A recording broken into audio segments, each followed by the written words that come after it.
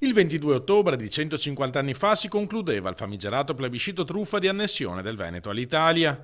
Mentre sul territorio le iniziative spontanee che commemorano la vicenda storica in una luce negativa superano di gran lunga i tentativi di celebrazione, in Consiglio regionale il presidente Roberto Ciambetti ha organizzato un convegno per ricordare l'accaduto. I veneti non conoscono la propria storia, non conoscono la ricchezza culturale di questo territorio e tutte le iniziative che vanno fatte per far capire ai veneti questa ricchezza appunto non conosciuta, per far passare ai veneti l'amnesia appunto che hanno del loro passato sono importanti. Sull'irregolarità della votazione non esiste da parte degli storici il minimo dubbio. Si votava in un modo particolare che non considereremmo libero, si doveva entrare dentro un seggio a prendere una scheda.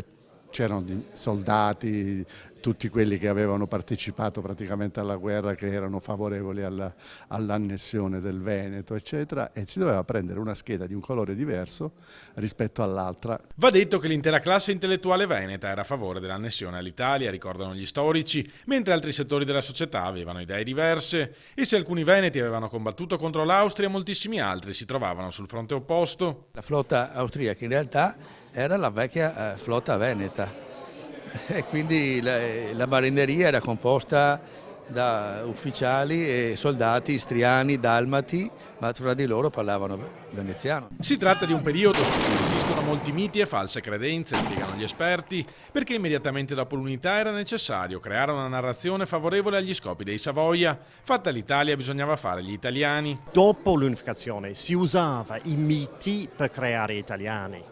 C'è stata questa creazione di una nazione unita. Ovviamente questo è stato un errore e si doveva costringere la gente di diventare italiana.